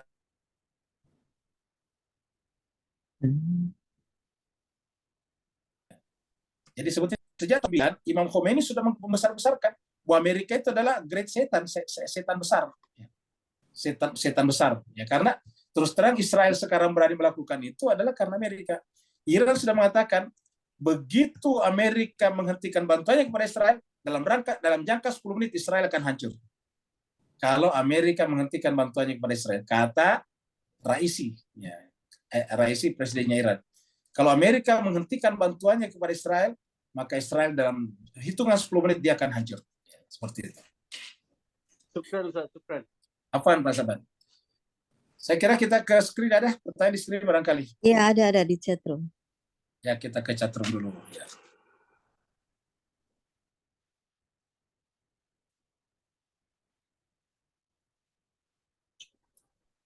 Dari Pak Burhan, ya.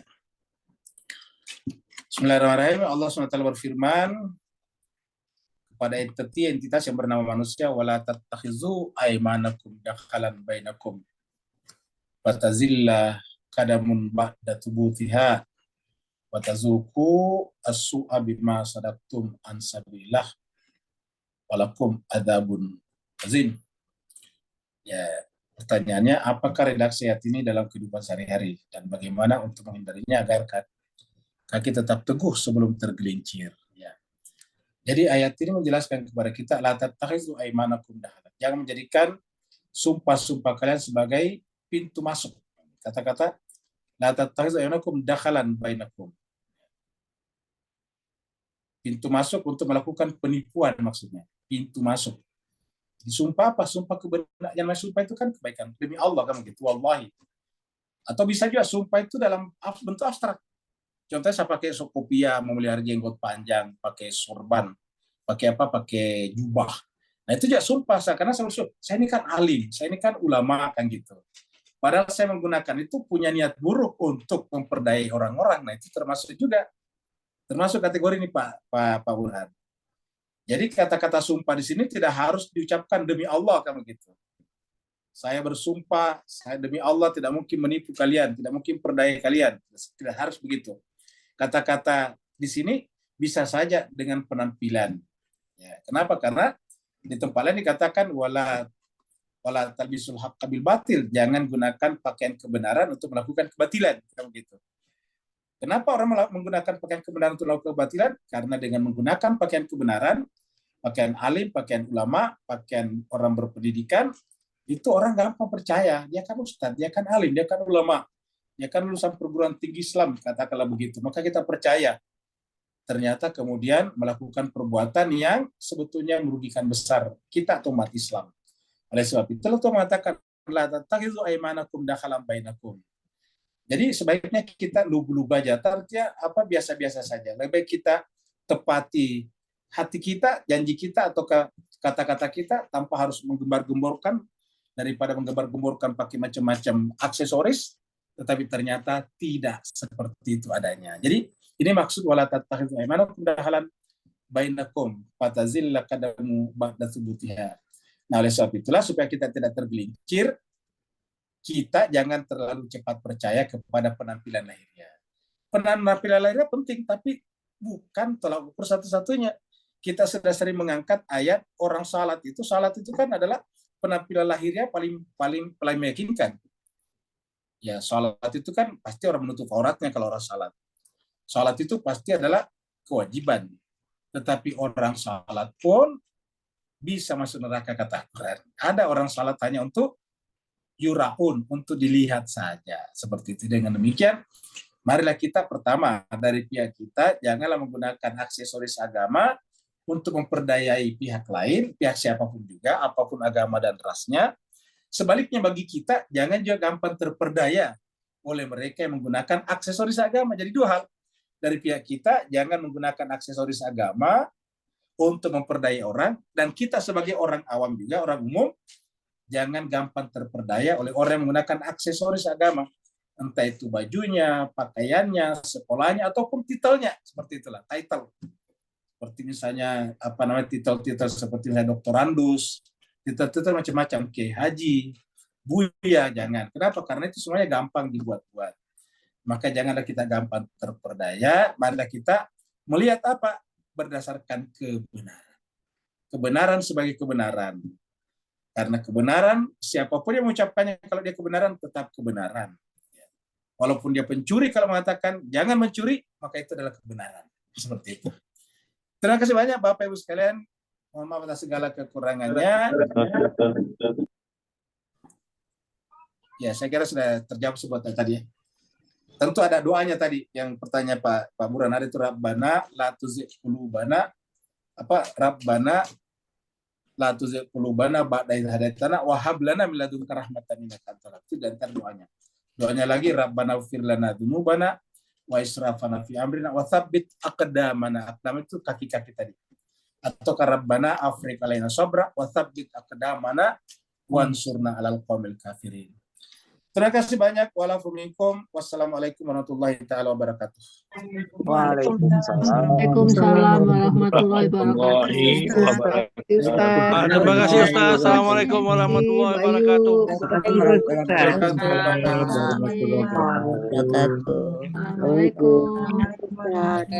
Terima kasih Ustaz. Assalamualaikum.